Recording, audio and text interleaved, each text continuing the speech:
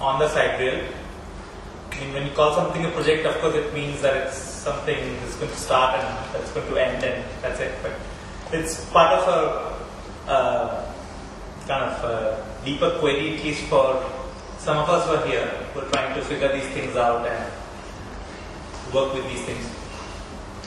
So on the side rail looks at primarily different notions of time that exist, but not in order to define and nail in some kind of very strongly worded point or something like that. But as we have in our interviews, if you have something mysterious, if you build more mystery around it, then maybe it will reveal itself. So that's the thing we are trying to do in these 8 days, to maybe with each of our individual mythologies try and make this a denser puzzle so we can open up something from it.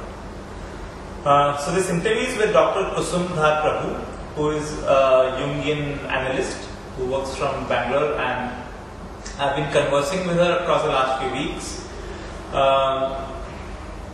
It might be like there's no really very good reason why speaking to her, except that I'm really interested in the Jungian way of looking at things, reading images through their symbolical archetypes and all of that. So I'll play this interview, and it's kind of long, it's like 20 minutes. People can drift in and out in the middle and key back in. And the conversations are about that, they're about distraction and about trying to not focus and thereby discover some things that you want to engage with. So I'll play the interview and then, yeah? So then the be here, is it?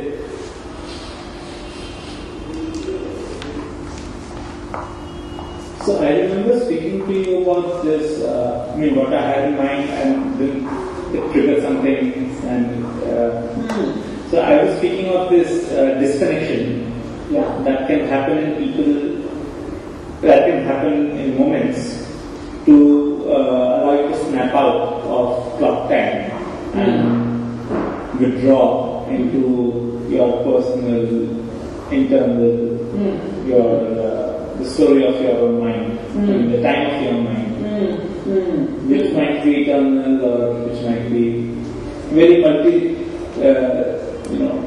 multi-pronged, whatever. Yeah. And that's what you were saying, that in a way, what is it that allows you to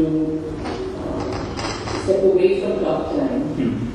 And I must say one thing that, when you first mentioned this thing of, I don't know how it's pronounced, sidereal or sidereal time, I went and looked it up, right, to see what is this time, what is it? And there was that definition of it as being when it's time with reference to not the sun, but the star, right? But the star, yeah.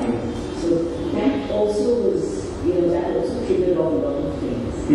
And then when we were having that conversation earlier about that, which allows you to get back, I think somewhere I get the impression that what this is also for you, because I'm trying to understand what is it that is happening to you, what is that for you, it also seems to be about, in a way, entering or re-entering one's own inner narrative, one's own inner life and inner drama.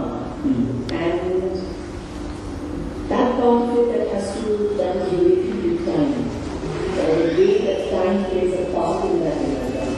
I think when you say zoned out, for me that's precisely when we are zoned out, that happens to all of us. Actually, that's the time when something in us is checking out. It's checking out, stepping out of this here and now. We were supposed to be focused on, God knows, a particular conversation, a particular study, a particular task. Something that zones out. And how we realize it more often is if we're with someone else, then someone will say, oh, you're not there. Where are you? Where did you go? And then if we are really sort of curious, then we can say, we can ask, where did I go? Or what took me away from here?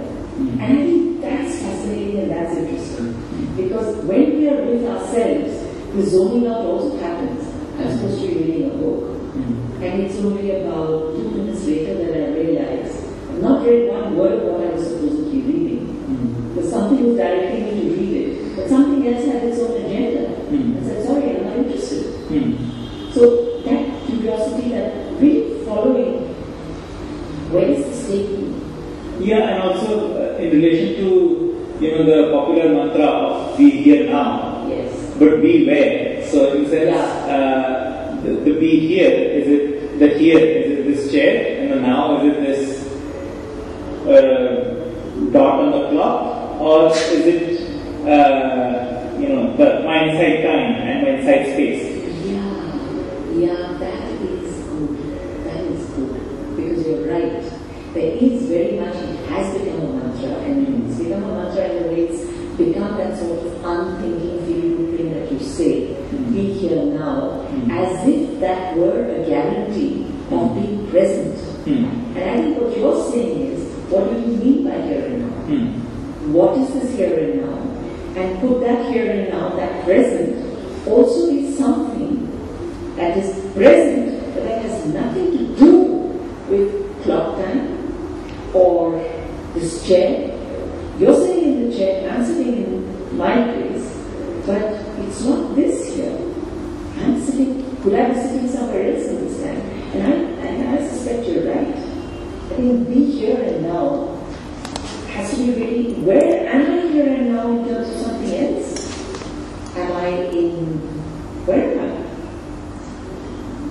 In what past am I, in what future am I?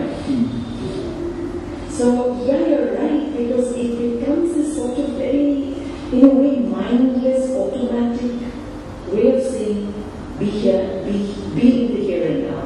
And we don't know what that here and now is. Now, here's where my theme comes, here's where my question comes. Okay, here it is. So, there's one stream of writers, thinkers, artists who speak of mystery and who don't want everything explicated and analyzed. They're very clear that they want to defend and protect this unknown, mysterious quality in everything. Yeah, that's one. And then I think there is something which I feel is more contemporary, which is about saying it's all equally meaningless. This is really important because I think void, this whole experience of the fear, of the dread of void, is something that we are meeting all the time in addictions.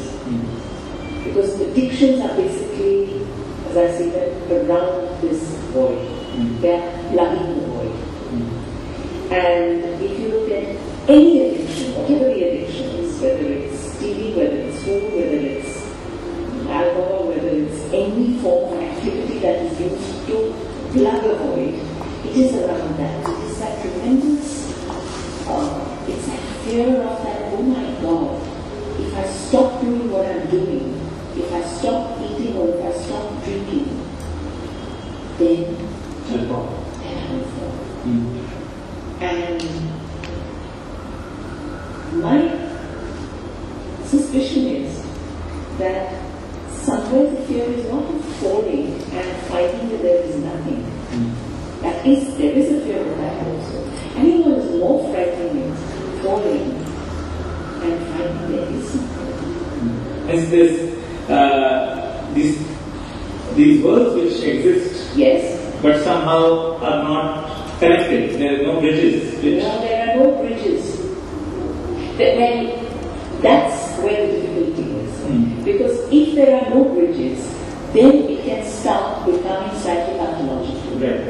And we say that if there is a bridge, it doesn't matter how many there are of these side realities or side real possibilities. There can be a million. As long as there are bridges to something there that can, to one center. No, but so I was basically leading to where you started from then, which is you went into narrating the rooms of time, the multiplicitous entities inside. Yes. So maybe. Actually, I had this feeling, that.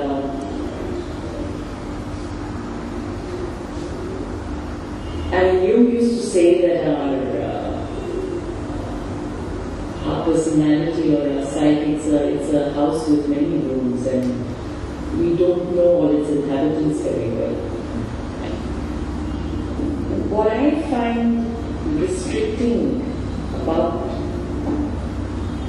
so many things today is that we are expected to just be this one person, right?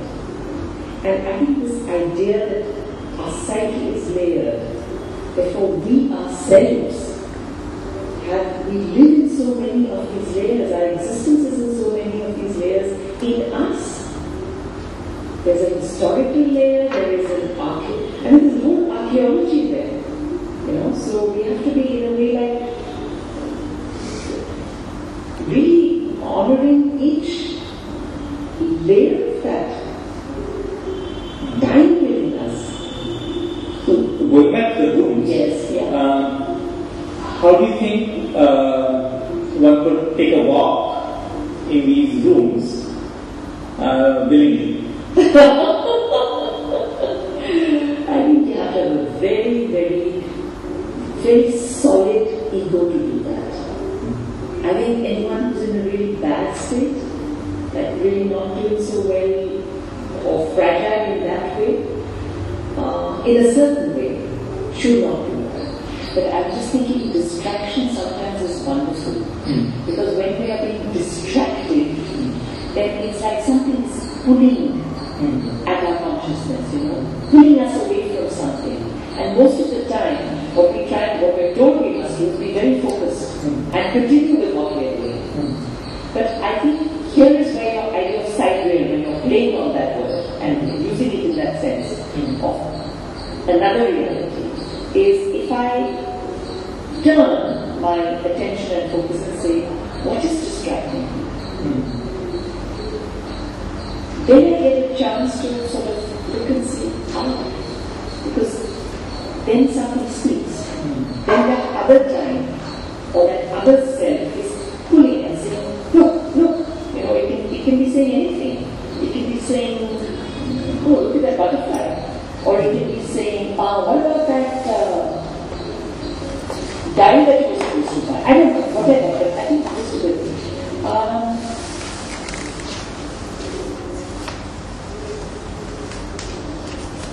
Camouflaging the personal theatre on the inside with boredom and disengagement.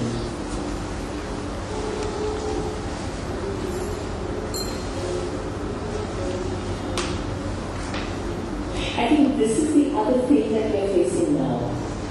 Culturally, if you see what is happening, what are people more and more talking about, even in our field, this whole idea of multiplicity of selves.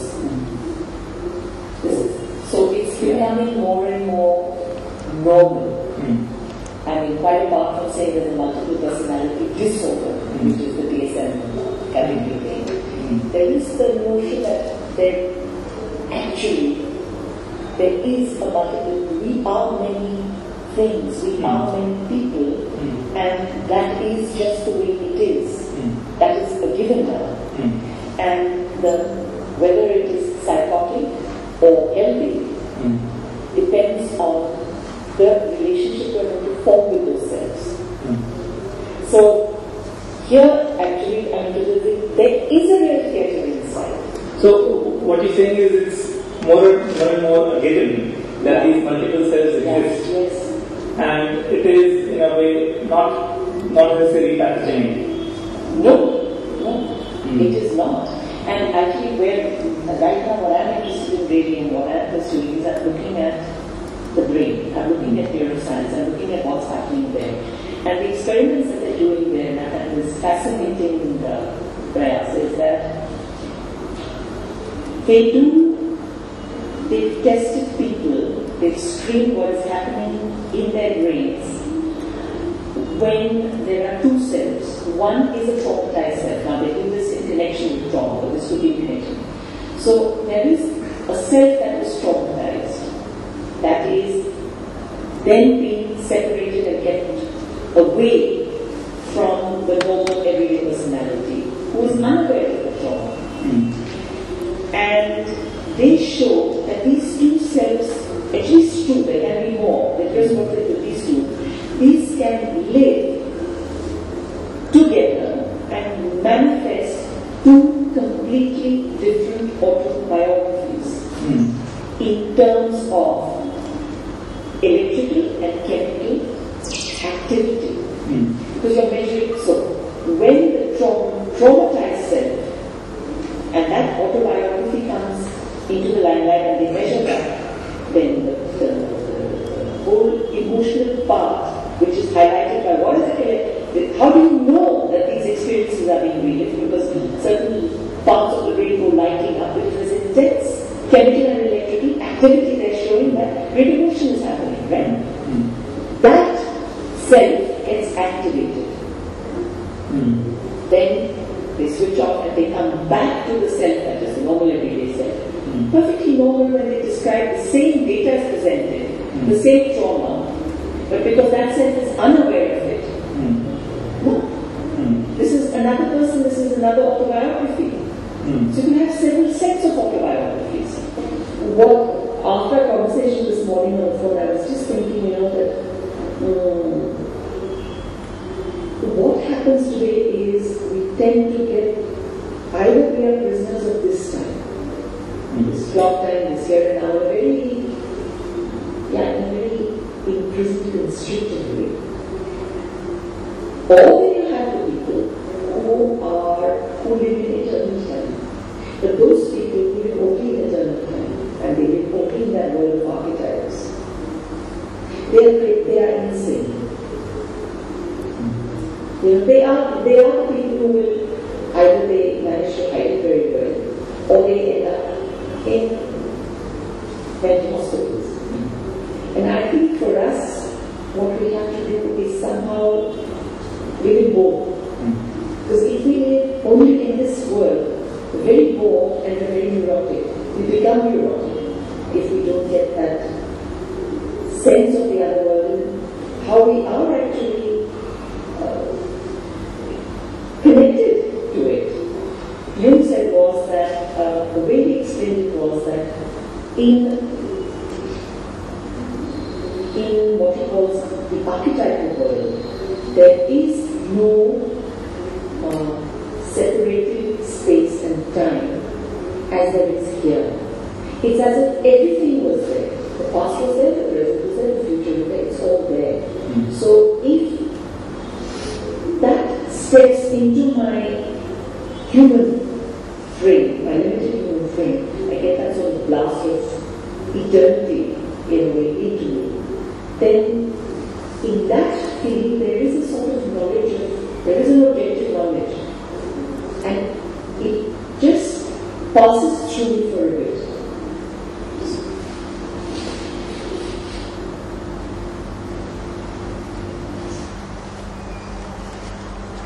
So do you think we can?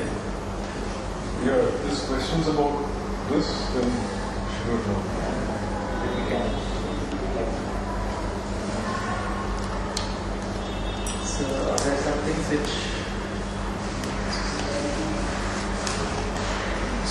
Excuse me, do some.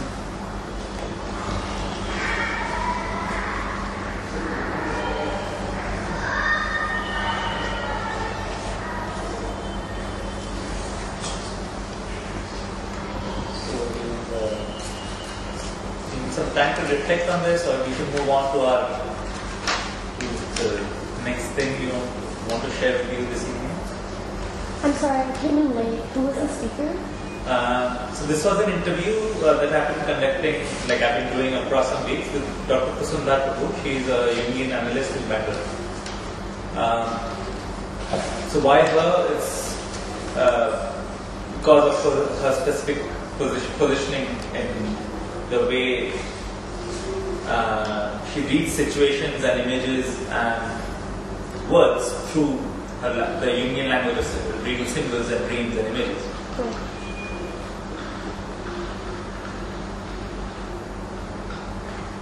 Can I ask a question that relates to the project and not directly to the interview? If there's nobody, can I? Because I'm one of the participating artists, but the space is divided into different spaces. The space is divided into different spaces. Don't just get people. No, it's for the because of the. So you'll have feedback. How do you relate space to time in the sense for the project? Because we seem to create different time zones within the space now, which is not a problem, but it's happening because we divide the space for the project. You mean the time here, 8 days? So how do you look at the 8 days and the space? Yes, well, we also divide the space, the whole space, into smaller spaces. And we're with 6 people dealing with the same subject, time. So we also create a time-space shift within the project. You could, I mean, that's something which you can propose and converse with a lot of us here. No, but it is happening. Well, we all 6 have a different perception of time. Yeah. So we all will make probably some different work. Yeah, that's the point. So we will make different time-space constructions. Yeah. Yeah, because in the way I look at things, I actually don't factor in space as the dual flip side, because it doesn't even concern me that urgently. Look at that. I have a couple of questions. It's related to how people do whatever you discuss. Sorry if I don't get the entire gist properly. But Let me know your name, please. Shani. Yeah, I'm interning here with the Guild, so there are 2 things. Firstly, there's a film called Enter the Void. It's an avant-garde film by Gaspar Noé. And there, the entire film takes place through the perspective of a soul. So do we see that as real time? I mean, entire film is shot from a person who's dead. And it's his soul moving around through the city, through space, through time, what we would be saying as space and time. So in a Jungian context, what would that be? Would that be something that we can call a real time, or would that be something that would be sidereal or Like in the scope of the discussion that was that played, there's basically 2 kinds of time that we were talking about. One is clock time, which you called clock time, and one was eternal time or archetypal time, which in the Jungian view of the world, and as far as I extend my beliefs, is maybe. So that's one way of looking at one is looking at from the point of view of perception, and looking at it from the embodied and the lived time. So you are performing a kind of life you're living, and you're also experiencing a kind of life, and you're thinking and perceiving things. And often sometimes the two actually don't need to be, they're not in sync, and they don't need to have anything much to do with each other. I mean, there's a whole different story cooking inside, and the whole something else I'm doing outside. So I mean, I haven't watched the film you're talking about, but I mean, in a common view, that would be the eternal time that the being has always existed in. That is looking at the world which is living in clock time. Yeah, because I got the film in question because she also said that according to Yana, our personality is a house with many rooms. And in the last sequence of the film is actually like, that's what made me think that probably there was a younger context in there. It is a sequence with many rooms. Like again from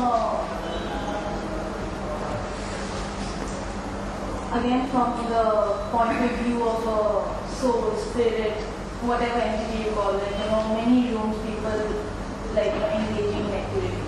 So I just thought that maybe because maybe the director had some meaning context in his head because I don't really know the specific still. I have a little comment other than question. The lady who was talking mentioned that there have been many neuropsychoanalysts who have been thinking and looking at time. One such person is this guy called David Eagleman, who I've been trying to follow for a while, and his theory is that the brain doesn't perceive time, it creates time. And therefore I have a slight discomfort with imagining time as the other time or that time as opposed to my time. And I mean what Elko just said sort of is quite unique because it makes one wonder and think about the brutality of all time, of one time, of the clock time, and how all other personal times have in some ways to deal with that tension between the clock time and the self time. It was just that realization as per how most of the times my time is in contention with the other's time, which is in contention with a certain notion of time, which is clock time. And that's just about it. And how we intend to negotiate that within the space of these 8 days, I guess, it would be quite tricky within the space-time construct because we see a lot of spaces here. So, yeah. But eternal time and your time, his time, and anybody else's time is always clock time. Because the clock is a physical thing and it's going on with time. And that time is 1, 2, 3, 4 or whatever. And between 1 and 4 and whatever numbers can be his space, her time, his time to do something, and that time, and the last time, and the other time. But it's all clock time. And the idea actually wait here on a certain time to follow your time. I mean, we can maybe perhaps look at clock time as a construct. Yeah, it is. Like capital, like money. I mean, these are all constructs. Probably starts looking at them as constructs and seeing their value as constructs, not as. Looking a little bit at the history of this concept of time, it's actually not very old. It's not more than 300 years old that we have learned to measure time in this precise way of months and years and centuries. But also, it's only been very recently that we've been measuring things like seconds and milliseconds and nanoseconds and whatever. I mean, the minuteness of the surface of time it's fractal. I mean, it will go on expanding as we peer within it. But I wouldn't agree that everything is within clock time. I mean, I think clock time is just one fiction which we can forget if we are. Yeah, because actually, like you're saying, the bigger picture is light and day, which is how we measure clock time or clock time. Actually, I would like to say I would like to be a listener rather than the most important thing is that we have to here very clearly clarify what is real time, what is real time, what is psychological time, what is universal time, what is eternal time. Without clarifying all these things, I don't think that there is going to be any clarity to this discussion. Because I feel that sidereal time and clock time is basically two different methods of measuring time. It's basically both are real time actually. You cannot keep sidereal time opposite to the real time. It's simply both times are using different kind of methodology in order to measure the time actually. It comes within the clock time also. Clock time is basically related to the sun and sidereal time is related to the star. That's only the difference. But in the larger context, I think both are same actually. Both are real physical time. It's not anything that is beyond physical time. Both comes within the category of physicality. Yeah, but if you have read that Stephen Hawking's The Great History of Time, he's trying to analyze the time and with some small experiments. I think everybody knows, most of the people must have read it actually. He says that according to him, there are three different kinds of times.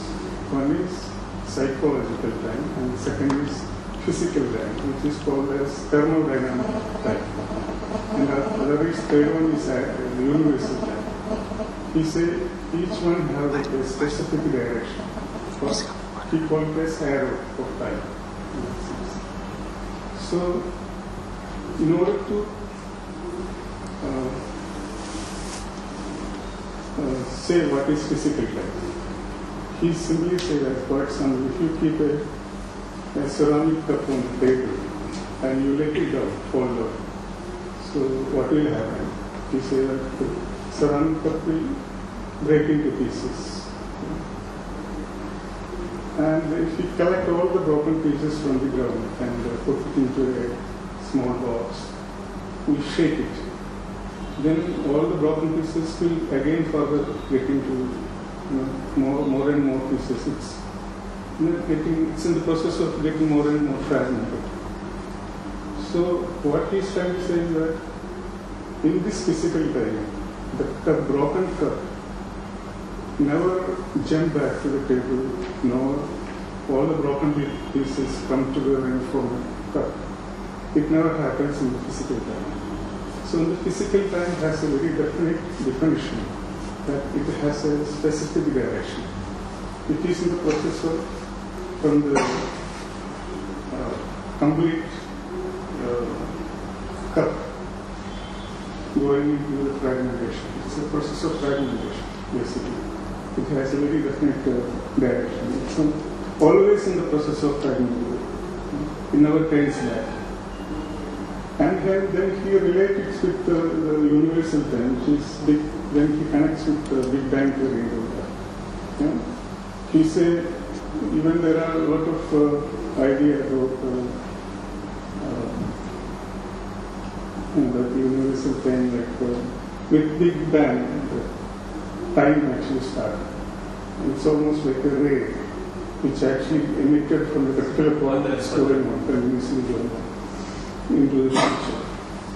So then there are a lot of similarity between this physical time and the universal time, where if at all we agree with the idea of Big Bang theory, then even there are at least a similar thing happening. One is a unified form of material, a condensed material, with an explosion broken into pieces.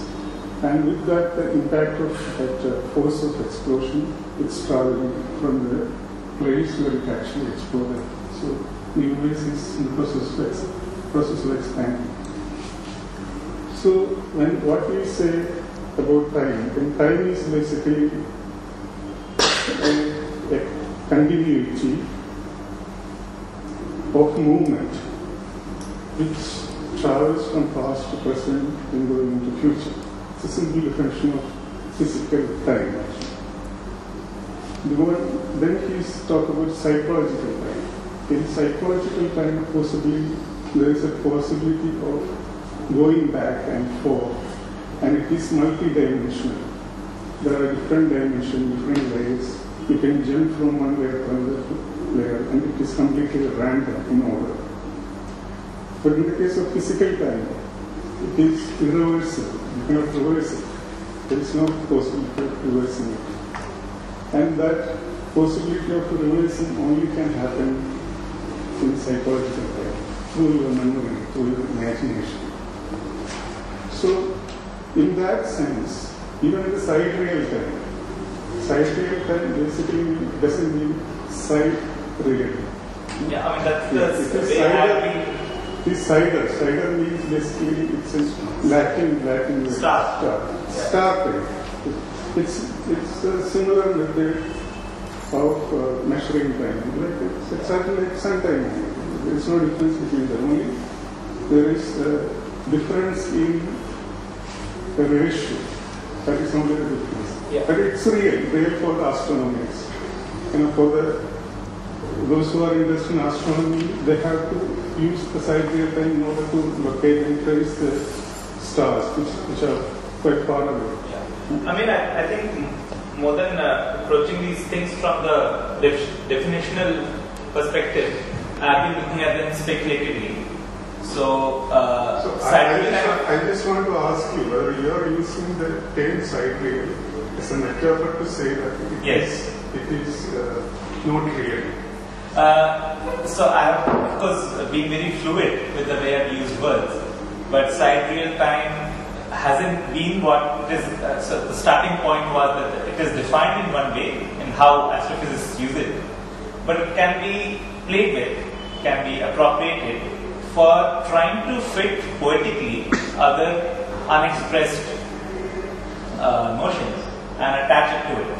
And it's that kind of it's been that kind of a process now. That I agree. So in that sense, as she said, because everything, whatever absolutely they could be, and everything comes within the category of physical time, the real time. Yes, but that's one of the things which are psychological. Yeah. It has to deal with the psychology. I mean, but that's one of the things I'm questioning. So, like,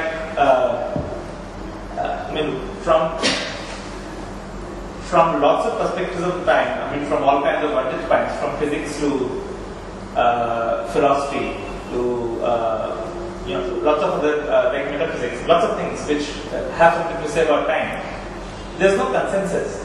I will say that because I think that people are using the words in our most of the time out of context. For example, void. That lady discussing that. She's saying that she's comparing void with sort of a schizophrenia, depression. How can you connect with the void with depression? How do you mix these two? Void is something. There are two different things. For example, void, emptiness. There is space-time. These are you have to explain beforehand if you are going to explain what is void. Yeah, because void is something where there is no gravity, there is no time, there is no space. That will be void. Otherwise, void and emptiness is not the same.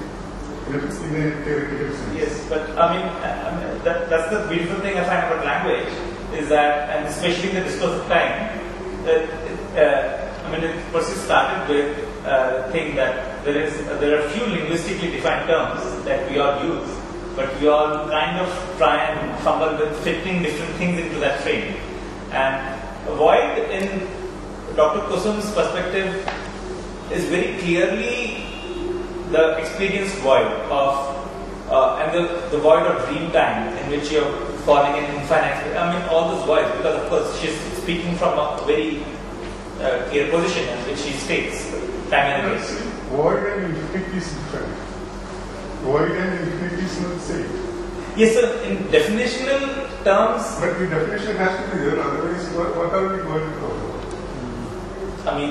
There's poetics which tries to define poetical essence, but if it's a theoretical essay, for theoretical discussion, Yeah, that's not. then we have to clarify. No, yeah. I mean, you're right in terms of trying to define a baseline. Otherwise, things can go everywhere and do everything.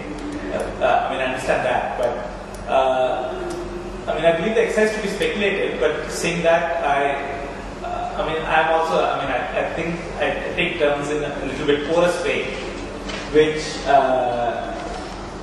like the baggage of definitions, which which especially from the world of physics, which tries to define absolutes in a very certain way, unlike sociology, philosophy, which is always ambiguous. I mean, clearly so. It's difficult. I mean, especially difficult because I'm not a physicist and I don't hold the certainties that they do.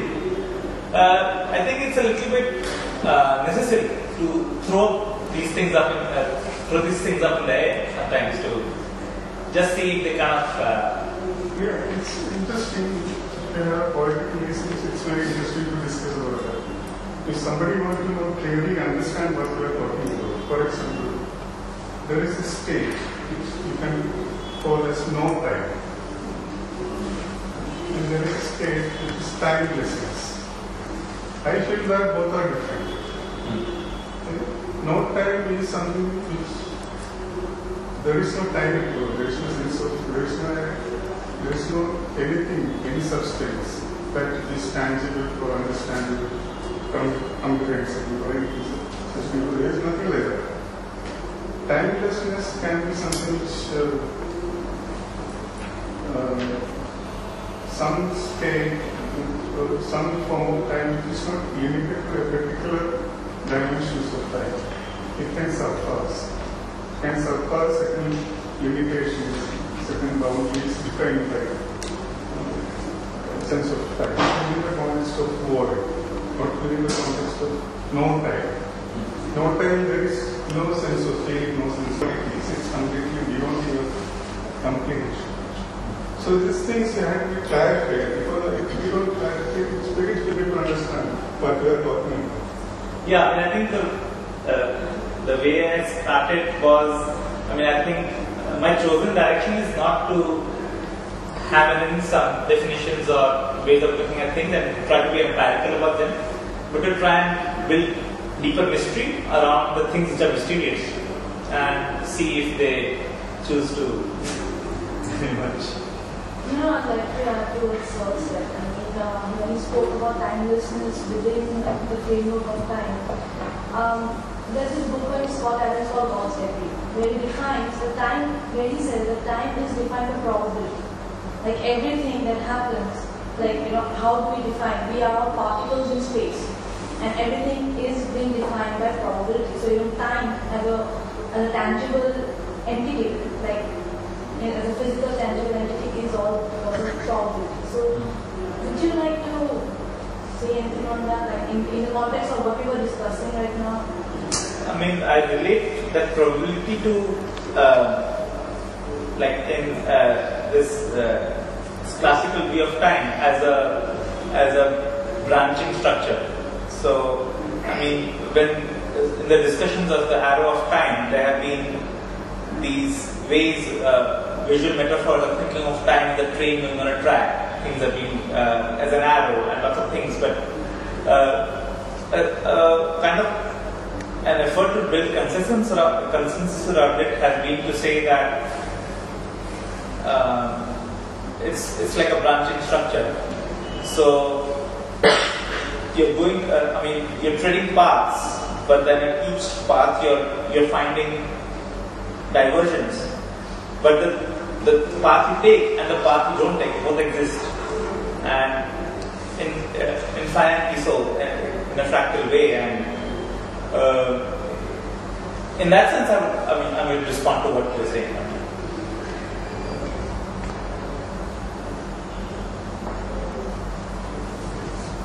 So basically, the lady was talking about sidereal. I remember the beginning she said it's to do with vast spaces, but she didn't use it as side and real a few times. As though it's like a parallel reality. I think this sidereal clock time. as if it's a sideline is opposing to the clock time.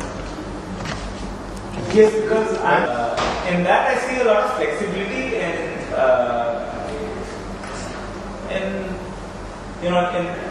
in performing imaginative understandings of who we are, and which is why in the conversation we keep coming back to the limitations of, and which is what the problems with defining time, that it binds of thinking of one trajectory of either yourself or the vehicle you are approaching on that.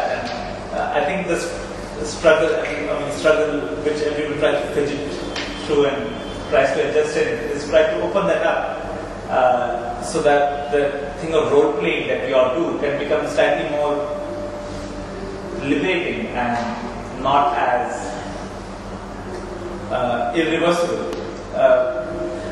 Which are all these things that physicists theorize and put before us, but I think like everything else that we have learned to question, there is no there's only joy in also questioning this thing that we live under the weight of, literally. So basically she was talking about psychological time.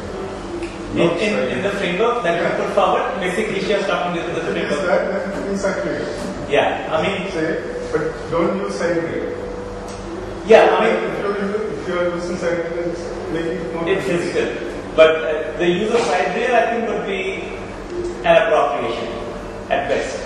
So, and that's the way I'm using it. It's an appropriation of something that exists, and I kind of open that up very clearly that it's not something that we are pointing to refer to something that doesn't exist.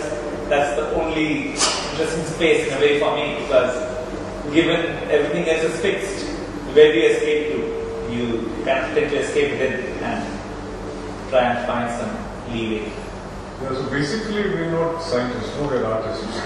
So we're trying to create fiction from facts. Yeah, that's all.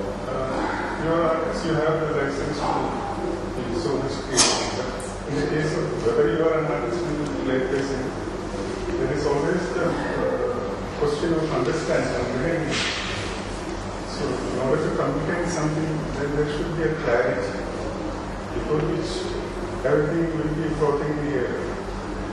Yeah, I think that's... So if you had used the term psychological time, things are very clear. Then you are talking about a different set of time. Artistic license. Who wants to connect to psychological time? And because what I would like to claim is that psychological time is not purely psychological, and it is.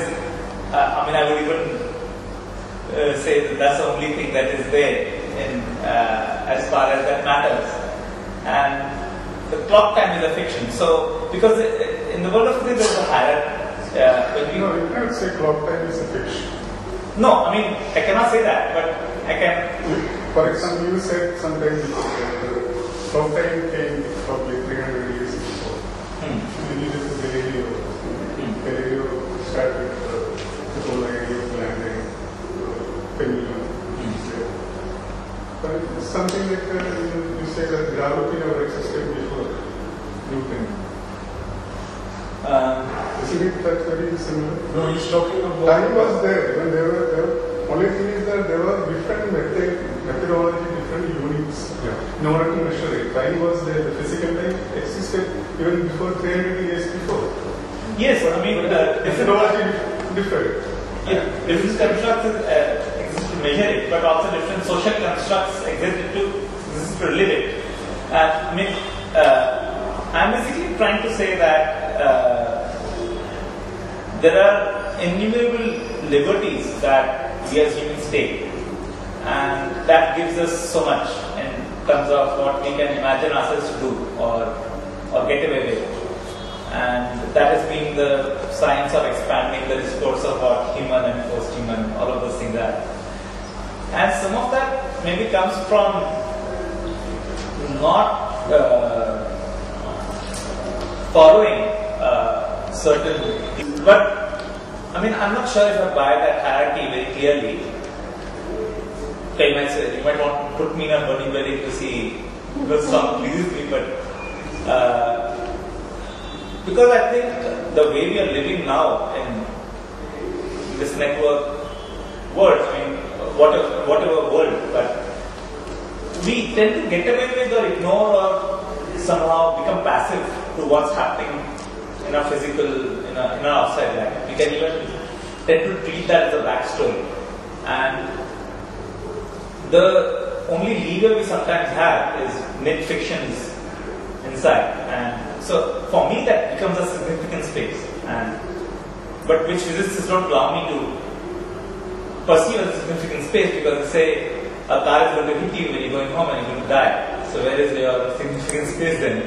And I wouldn't like to be pushed in a corner about that often, because in the end it's something that we have to negotiate instead of follow. I agree with you. In this case, I'm not going to say that only the classical physics is the thing. I'm not going to say that. There are definitely situations in which you cannot define everything, or you cannot interpret everything with the logic. What the classical science methodology have given to us. That I agree with you. But still there should be a certain amount of rationality and logic. That is only my Of course, I mean, I hear and I accept, but because there are a lot of things which really developing, that is in the case of science and microbiology, neurology, that is happening. Even very difficult to understand, comprehend how it is happening, how it is functioning. Even the very simple idea of how we are existing in this world itself is a very big question.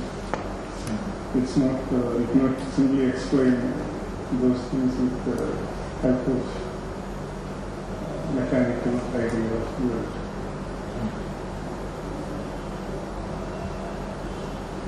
But whether it is classical science, whether it is post-classical science, there has to be a certain amount of logic that could be comprehended and understood. That is the only thing. Because if you want to misfit the whole thing, then you can miss it to any extreme. Because it's really so multidimensional and so random and so complex. Yeah, I mean, start from one place and go anywhere. Yeah, so I think just one response to why this kind of a take when so many other approaches and things can be there. I think because of my attraction and, in a way, closeness to the processes of psychoanalysis and psychological thinkers like Jung, because they sometimes have a situation on their platter which the world of physics of science has denied, sidelined and put away, right? So you have people declared as insane and who have demons going on in the head or whatever, whom the world of science might have nothing to offer to except a set of medicines a day and trying to adjust to regular life. And it's these situations which, through a very well-crafted world of metaphors and mythologies and all kinds of things, they're able to penetrate. And they're able to draw something from it in a way that a doctor treated as a doctor might call it a cure, but they call it something else. And by choosing not to see as something as a cure, they manage to do it. And I think that is an essential counterpoint to treating things in a very drastically physical way, because they are in a way the garbage cleaners of the world of physics.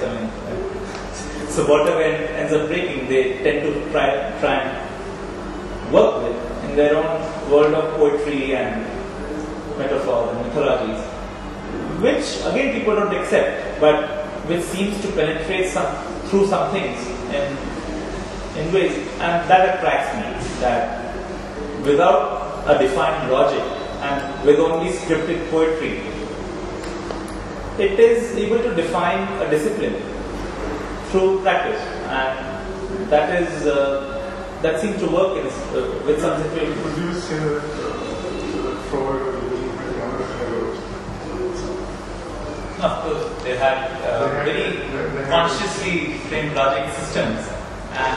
So they were basically using the second kind of logic in order to analyze something that doesn't come within the framework of logic, rational. Yeah, which is But in order to understand that irrational, something that is illogical or insane or madness or whatever, they have to apply a second system of logic in order to understand. Don't you think that Freud and did that? Or did they try to message that? I mean, actually, I wouldn't be sure if it's a kind of logic because I don't maybe know that much. I mean, I'm not a trained Jungian in this lifetime yet. But in my view, it's in our understanding of logic, maybe not. I mean, it would be more literary. I mean, a work of a literary, of a writer and poet that I would liken, like someone like Jung's work too, rather than a mathematician or a logician. I mean, Freud is different, but I'm still confused. I'm not sure how to look at Jung, but in my view, he's more of a crafter of mythologies than and reinforcing some things with practice.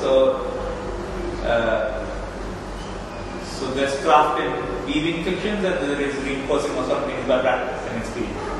But I wouldn't call it systems of logic from my limited view of how much I know about it. You wouldn't say that it's logic. Maybe. So what is the logic? Well, not maybe because I don't.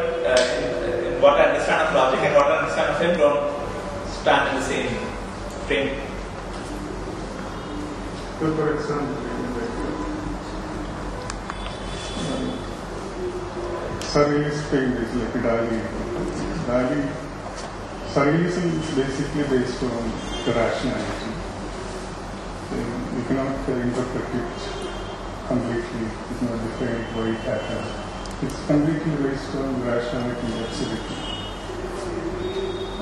It not have full comprehension of why it is happening. But when somebody like Dali says, my paintings are photographs of my dreams. So don't you think there is a second amount of logic in it? Of interpretation on his part, yes. He is not trying to interpret it, but he is trying to apply a certain logic by saying that this is a documentation of my dreams, photographs of my dreams. Dreams are illogical. Dreams are illogical, but he is trying to document those irrationality through a certain process. Yeah. He says it's photographs. Yeah, I mean, if you consider a certain kind of process and methodology and discipline to be a kind of logic, then yes, then it's. So that's what I'm saying. That because I doesn't want to say that logic is very dry and only that's only for the systematic scientists.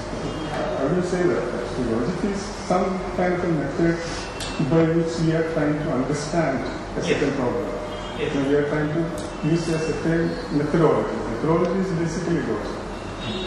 So in that sense, whether it is Jung, whether it is Freud, whether it is anybody, I think they are applying logic. In that sense, yeah, but every logic is a construct. Exactly. No, I mean, where I agree with you that logic and methodologies are important when looking at a discourse, where I, from what I understand, where I do not agree is the idea of one logic or one methodology.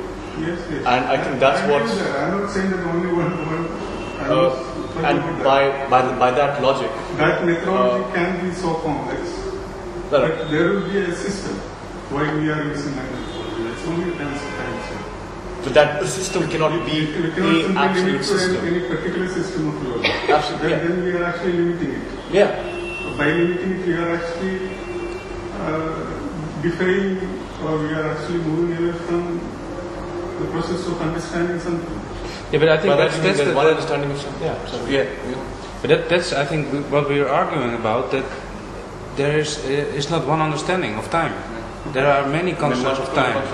So we have the real time, the clock time, the whatever time, lifetime. So there are many constructs of and notions of time, and I think that's what we're dealing with. So we're not trying to solve the answer of time, but just making visible. I think what Prayas, and I'm one of the artists who are part of this, what he invited us to do was to think of the other time apart from a certain linearity of time, which is fairly evident. But even that linearity, however real it might be, is created or narrated very differently to each one of us. I have a deep problem with thinking of a single anything, a single truth or a single morality or a single time for that matter of fact.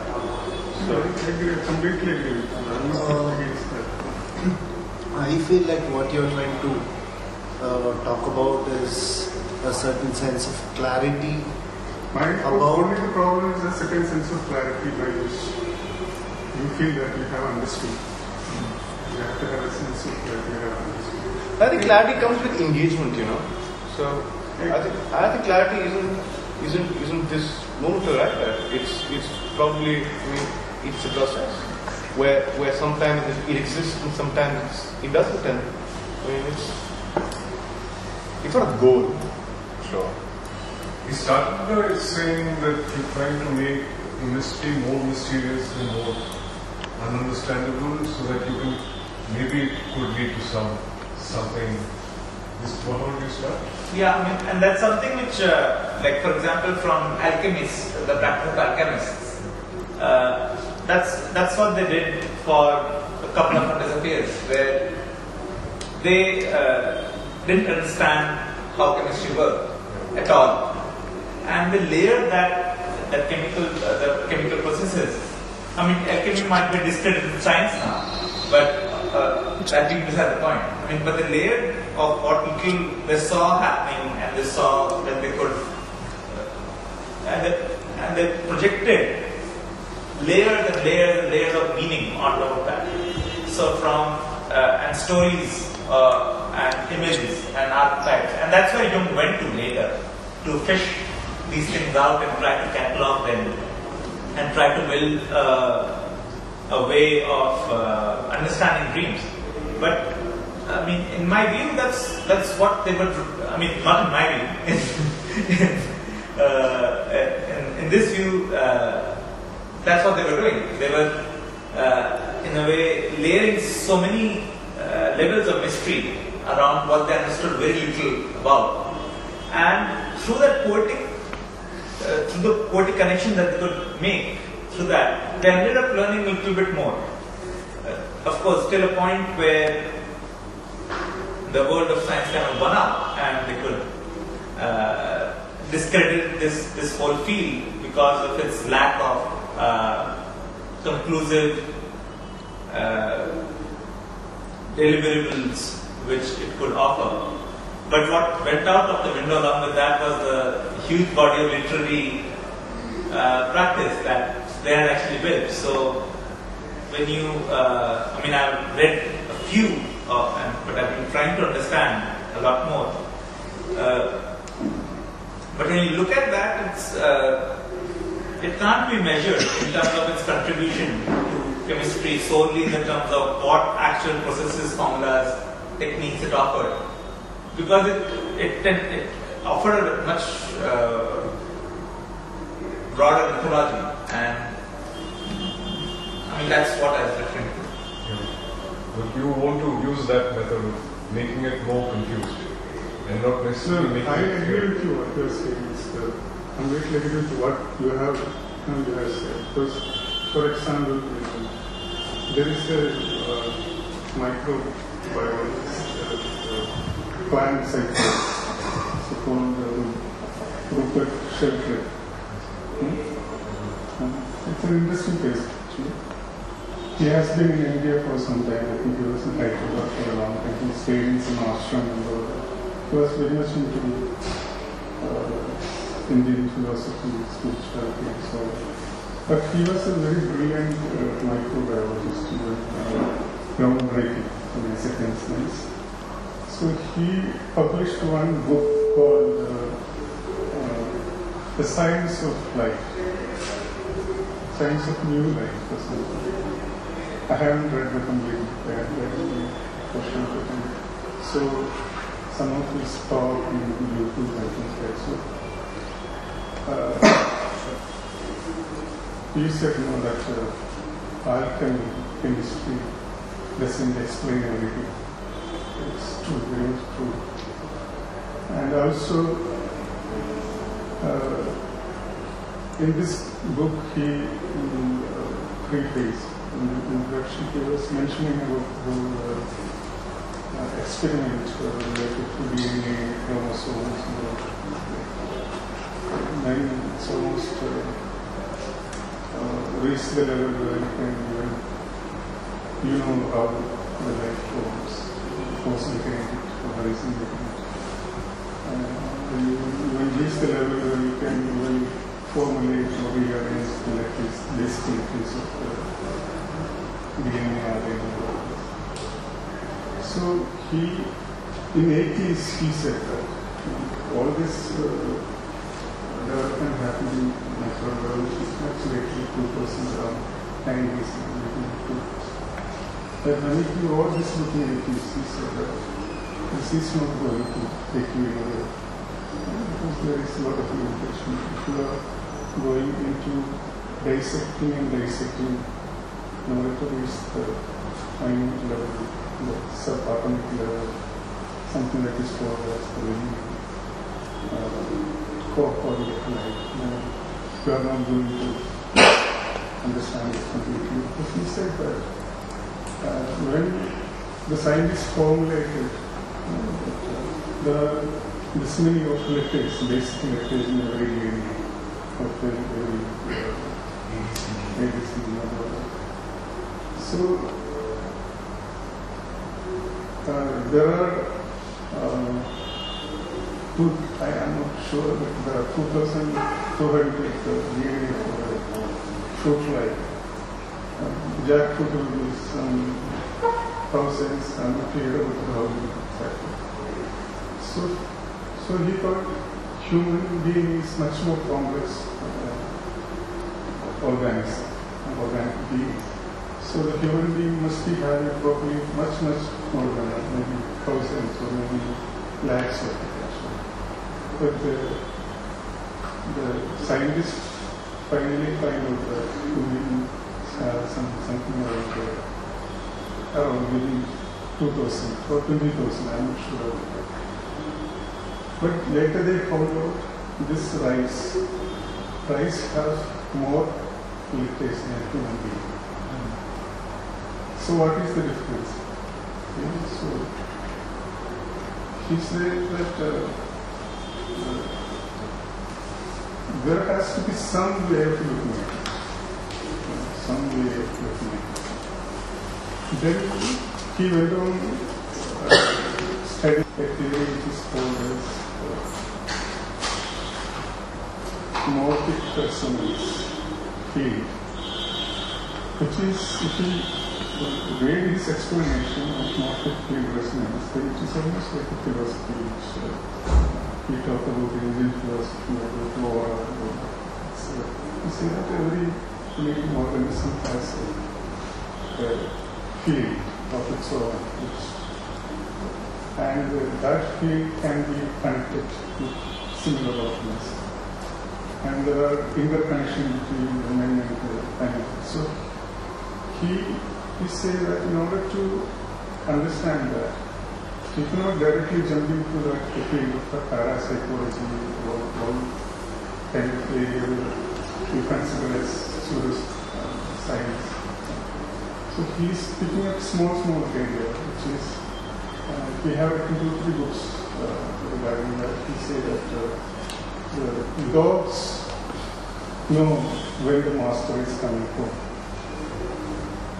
So he studied so many dogs, domestic dogs, and collected data from all the people, and it's still going on. And a lot of universities are involved in that process.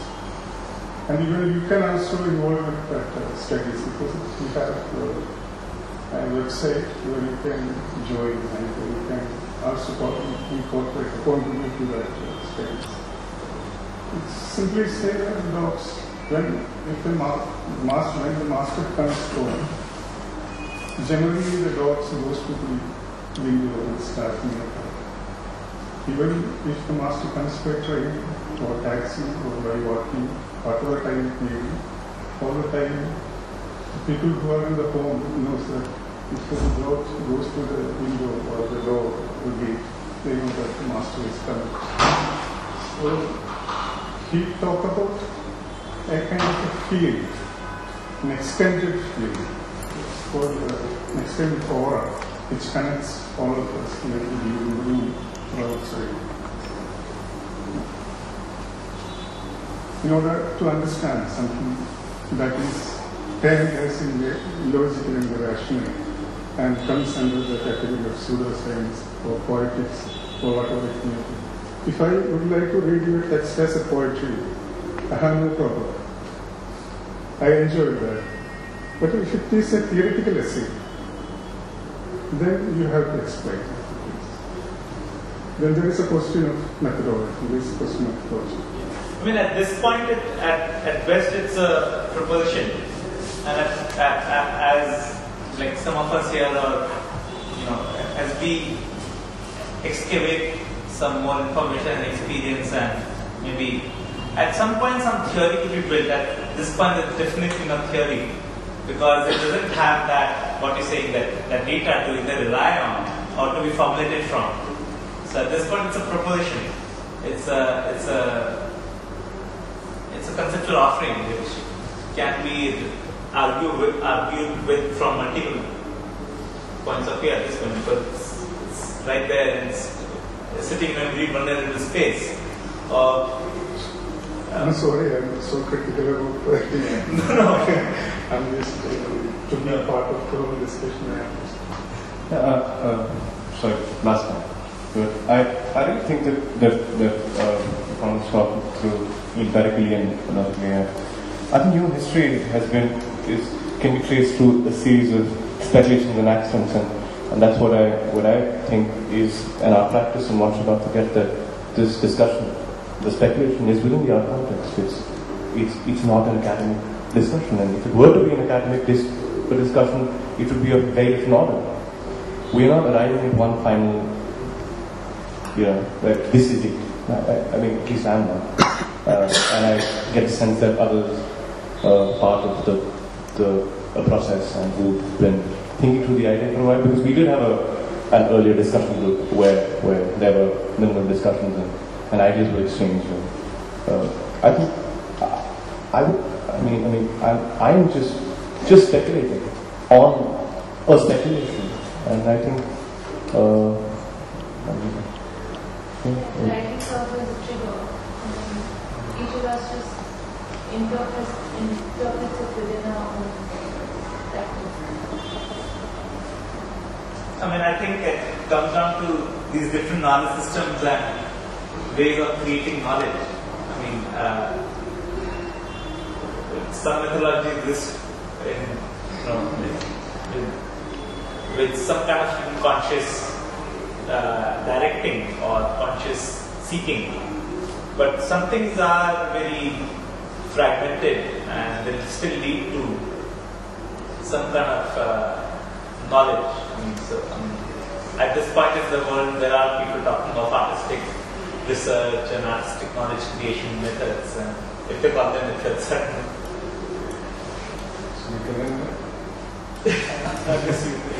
Thank you all very much. It's down to psychological time.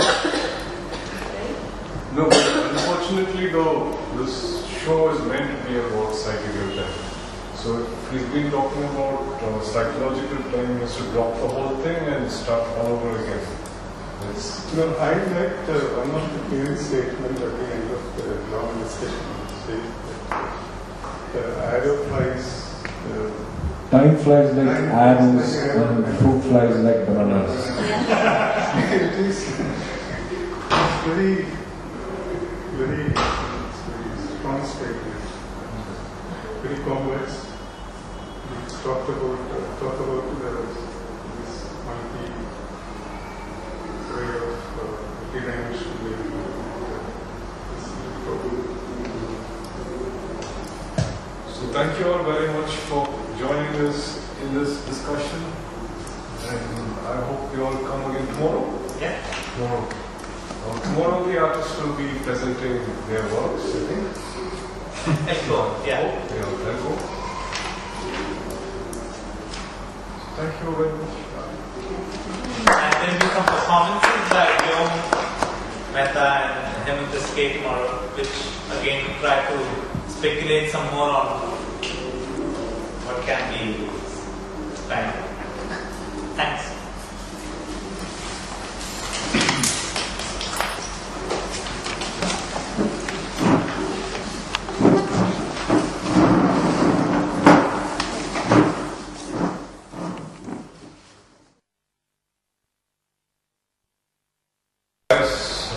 Set up. It was a few months ago that we set this up for having discussions about this term, sidereal.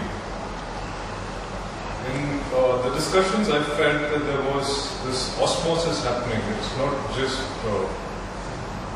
mix-up, but between scientific hypothesis and literary fantasy. In the material that was being circulated on this forum and by email, what is or what might be possible seemed to slip into the premise of fiction and vice versa.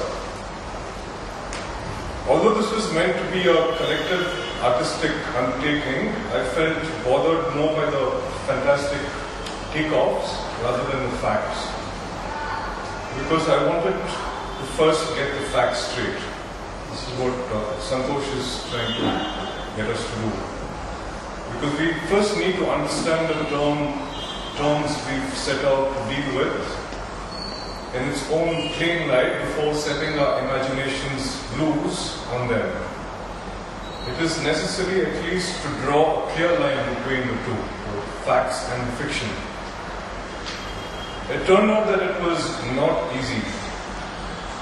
There were and still remain a few arguments about what part of the material being shared between us is scientific hypothesis and what is fiction. For example, when we were talking about time travel, whether time travel is something that could actually be possible or just a literary fantasy. Prayas was doing the most research work for the project, put forth arguments that suggested that it could scientifically be possible to move back and forth in time if we manage to travel faster than light. This hypothesis is based on Einstein's relativity theory, which I personally find difficult to accept. And I also found out that other scientific authorities like Tesla dismiss notions of space being curved. He says, how can something that has no form to begin with be assigned with such an attribute, curvature of space? Or how can time be the fourth dimension when all the other three dimensions are swappable with each other? The three dimensions of an object is height, width and length. And if you turn the object on its side, then these get exchanged. But you can't do this with time. So time is the fourth dimension, I think, is fiction. So I was on vacation in the Western Ghats when these discussions were taking place online. I was taking a walk through an evergreen forest thinking about the possibility of time travel when I reached a clearing in the middle of the forest. I was thinking, supposing it is possible that a time machine could actually be built through technological advancement, say in a very distant future, then the people from the future who travel in the time machine would have visited us at some point of time in our immediate or not so immediate past, and there would have been some record of it. There's been many claims of sightings of UFOs and flying saucers and so on, even before movies were made about them. These could indeed have been hoaxes or hallucinations, but there has, however, not been a single claim of sightings of a time machine. Isn't that sufficient proof that time travel is a matter of fiction? These were the thoughts that I was thinking while I rested for a while in a clearing in the middle of the forest. And as I was thinking this thought, I saw appear before me at a distance of about 5 meters, a little shiny silver sphere of the size of a ping pong ball hovering in the air.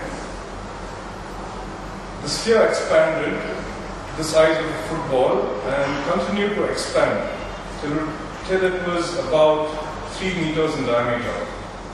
It came to rest softly on the grass, and the top half of it opened up like a walnut, evolved looking humans sitting in it. And they waved out to me. 2 of them, one a gentleman and the other a young lady, floated up out from the time machine and landed on their feet on the grass to face me. The third, also a lady, remained in a seat in the cockpit, working on the controls of what seemed to be a communication device. They told me that they were passing by my point in space and time and were actually headed to meet Tesla. But some technical problems with their time craft had forced them to cut the journey short. The remote mind probes had detected the thoughts I was having about Einstein and Tesla, so they decided to stop by and have a word with me. It was quite amazing and scary to see how well they could tell what I was thinking and respond to my thoughts before I even uttered a word. They explained to me why there had been no record or evidence of their visits to our epoch, although they had stopped by many times in our immediate history and future. They had done so in discretion, taking care not to be noticed by humans. It was their golden rule, because they did not trust us. They were afraid that their interaction with us might influence their people into intimate relationships with us and lend us access to their technology. If humans of our time who are not evolved enough happen to get our hands on the knowledge resource of building time machines, we would travel across to their time and spread our conflict to it. We might even want to conquer them and then would completely alter the physics of time and space. The curve in it that Tesla denied would turn more accurate to become a crooked, twisted knot. If humans from their time fell in love and copulated with us, then the process of evolution of their genomes, which their genomes had gone through, would reverse, and that would not be good for the larger interest of mankind.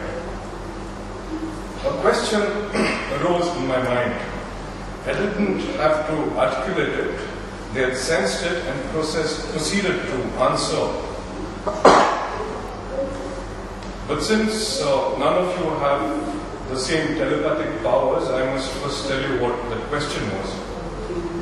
If those guys had taken so much care not to reveal themselves to less evolved human beings of our time, why had they betrayed themselves and their time craft to me now? Hadn't they broken the golden rule? Well, as they already said, they were on their way to meet Tesla but had to cut their journey short due to a technical hitch in their vehicle. They had strict instructions to keep their interaction brief and to the point. And under no circumstance were they going to let me take a ride in their time machine. There was a specific purpose for their mission. Although they were a lot more evolved than us, their advancement had come with a price. They had lost certain vital human abilities that we still possessed. They needed assistance from the people of our time to revive their abilities. They had chosen Tesla because he was the biggest technical authority, denying the possibility of time travel, and meeting him first would have helped us understand the scientific fact. And he could have convinced the rest of the world that the time machine was no hoax. Only then the rest of our time, the rest of the people of our time agreed to help those of the future.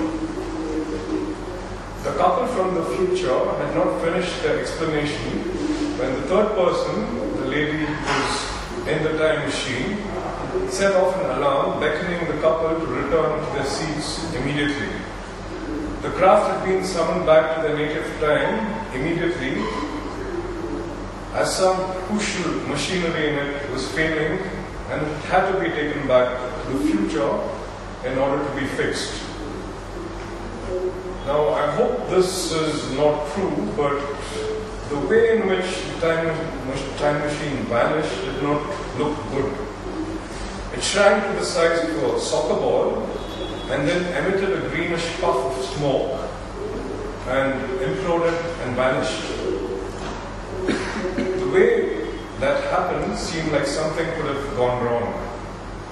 The time craft may have crashed somewhere, halfway back to its own time. This was the gut feeling I got, but I hope it's not true. I was not carrying my camera with me and don't have any recordings to prove that what I've said is true.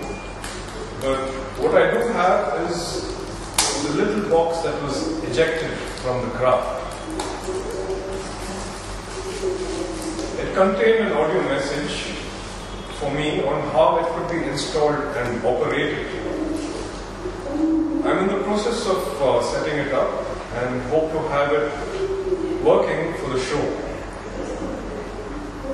Once it's set up, the people from the time in the future from which it was sent will be able to communicate to us over it and receive messages from us to help them out with their problem. I hope you'll all come to contribute your thoughts for them, because the questions I've been able to receive on this black box of the time machine so far, the messages that come from the future seem to be addressed specifically to the people from the world of contemporary art. So they need help from the contemporary art world people, so if you come, you will surely be able to contribute something to their time. Thank you.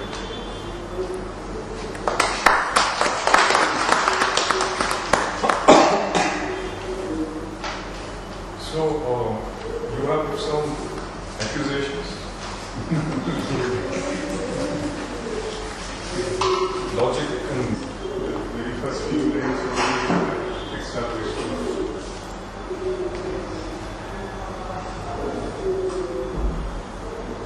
But why can't he do his thing also?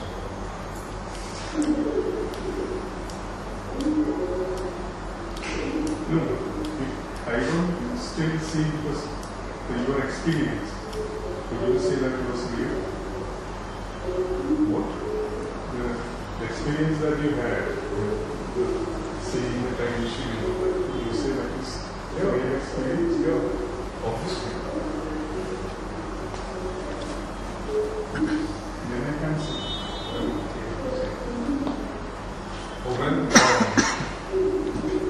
When you watch a Greek play like Oedipus, none of it is true, but you have to believe it's true when you watch it. As far as what do we say, creative art and identifying what is happening on stage, that is definitely. But even the way he is misinterpreting the word sedating or interpreting it in his own way is also a way of. This is one way which has been already well established, clarified, and it is actually part of our whole understanding of the way it is. And if you pick up that particular way, and if you want to twist it, or you want to name it, then you need to put forward more explanation, more words you want to establish your idea of what it is. If you want to say something is true, is not right, then you have to again apply a certain amount of logic in order to say that it's not true. Yeah, but I think a lot of this comes from a kind of struggle to try and express something which one can't find words for, which are already have been articulated. And in that struggle, one tries to script meanings onto either words one can appropriate or with fragments of whatever one can say.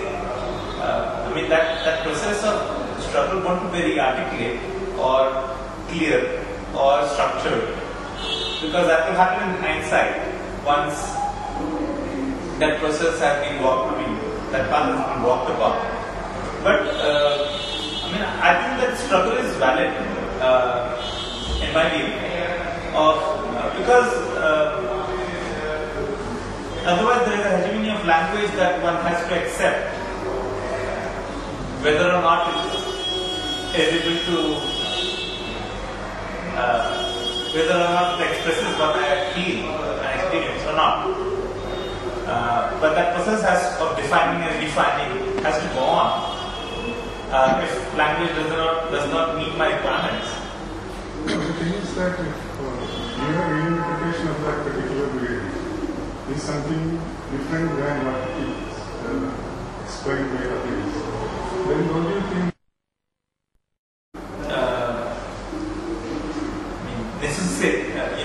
necessary to do this? Now, because it's a struggle, it will be haphazard and it will be fragmented. So it won't be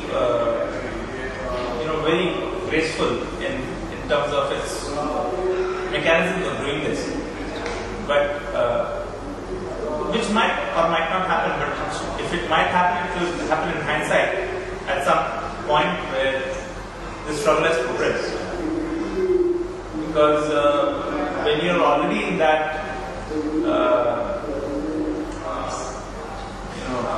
I go back to that word of, when you're already in that, maybe that negative space of not finding expressive language, then you will stay in that ambiguity and do the best you can till you're able to build it on something. That I agree. Completely agree. Since you have said that what you have seen, what you have seen in time machine, you say that it's true for you. So you believe in it, actually, that you have actually seen it. It's a fact, there's no question of belief. It's a fact. Yeah. Believe is things which you're not seeing. I'm not sure. Okay, if I assume that as a listener or as a reader, I read your story right now. I assume as a reader that it's fiction. It was more like, it was something like I was reading a Murakami novel, which has like a lot of surrealism, a lot of playing with time and space. And definitely as a reader I will not take it that it has happened in real time. That's fine. But you know, like, I mean, when you said like, this is real, I have a problem with it, or I was wondering, I mean, can anyone ever elaborate on this? Can fiction ever be placed in real time? I mean, do you think fiction can be placed? You know, if you're... I like to watch news on TV and look at it like as well as fiction. It's not real, because I know it's not. So you can also do the opposite. That is true. Nobody is going to agree with this. I mean, I would say that perception of reality is very limited. What all is happening in the minds of people who are sitting here is not visible or real in our understanding of reality. But it's part of reality because you're present here. Now, my way of fathoming what's happening in your head right now is going to involve some kind of fiction or anything else. But it's through that process that something will be weaned out. But I don't think what's happening in the head is ever shown clearly outside, and that's the nature of reality we live in. But it is part of reality, so it needs to also show. And fiction is what we use to do that. I mean, in my view, it's a critically valid thing. If you don't have that artifact of fiction, you would be reading technical manuals and not have any way of expressing what's happening inside. Fiction has attributes which makes it look real or unreal. I mean, Kiran, what he did just now was, I mean, he was perfect on his attributes. I mean, it applies to what you were saying. I mean, if I have a person from entirely different culture, I don't have his attributes. So, I mean, my fiction about him is going to be, is going to be either only mine, which is not viable for anybody else, and I mean, it would then collapse as a fiction which stood for us. Kiran's fiction stood for us because it had so many tiny attributes that connected to us. Also because it offers the images of the news. Like, I would like to add to it that news, of course, like if you look at the AV medium right now, I mean, everything is mediatized and it's simulcrum. Like everything is being like repeated over and over and over. Like, we have a simulcrum of images all over. I mean, we all know about it. But that's why when I spoke about this fiction, when you're reading, there's no simulcrum of the images coming on, That is the reason why I asked, I mean, this is what problematizes it for me, is that with an AV medium, it is easy to understand the simulcrum of images, the repetition of images, the mediatization. But when I'm reading something, I do not have anything, except for what is tangibly defined as a reality for me. I mean, I know that this is taking place in a place like Japan. I have a few ideas about how this perfection may look in Japan, and that's about it, I mean, so that's why I asked, if you talk of fiction, do you think it takes place in real space or real time? I mean, keeping your experience in context. I mean, I would just add one thing to that is, the way children learn to distinguish between fact and fiction. It takes them a lot of time. It takes them sometimes, I think up till 8 years old, they can't really say, maybe 7. But in those believing years, they'll believe pretty much everything. And I've practiced doing these storytelling sessions with my kids and partly experienced myself and partly, and that's, I think, partly the point. I mean, as we learn, as we form parameters of what consists of fact in our head, we seek that more and more, and we put everything else in this box of fiction, which is to be taken lightly.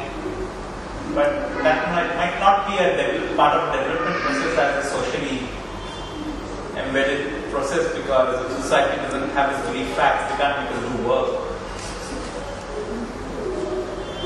But I don't know. Whatever I say.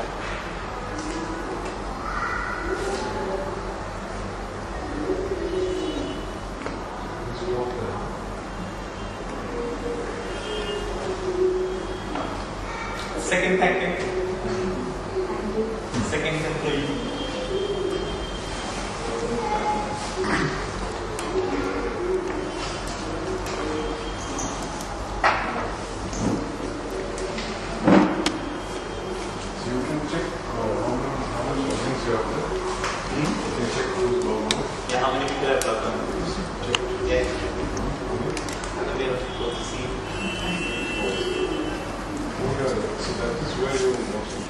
Yeah, it's in the office.